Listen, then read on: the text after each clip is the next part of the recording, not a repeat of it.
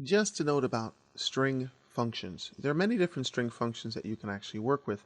I just want to let you know that when you select things and you take a peek at the source code, for example, and we just look around and see some sample code, you can see that when you assign your strings, that's one thing. It looks just like a regular variable. And when you use the string functions, you're just using a function like you would any other function within PHP, but they're specifically geared towards working with strings. There's so many different things that you can use and different functions that you can use, and we're going to see a lot of them. There are quite a few, so you can break up the section as you wish.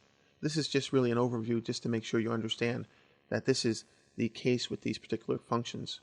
Now, there are videos just on explaining functions, but it's important to know that a function is really something that you're just going to pass in parameters to, meaning that this is expecting two strings separated by a comma. So normally it's going to be your source and your target string or something like that.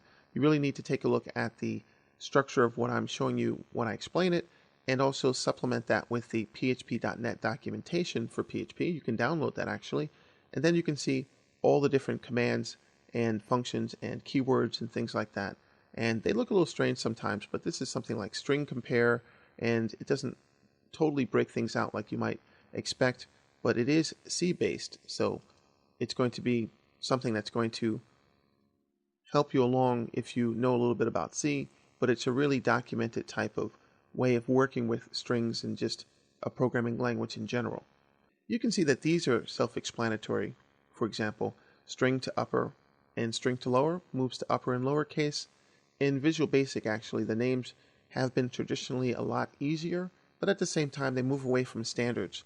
And if you're working with PHP, maybe you want to use a little bit of C at one point, and you don't have to relearn things. It really works that way, so it's helpful. So just go through and see how it works for you. There are plenty of functions. I will give you functions that we use here, but then I'll also give you some other tips on what other functions you can use, and I'll give you explanations about as many as I can given the time limit. But string functions are very important, very powerful, and I just recommend that you go through each of the videos to see how things work and supplement that information, like I said, with some good documentation.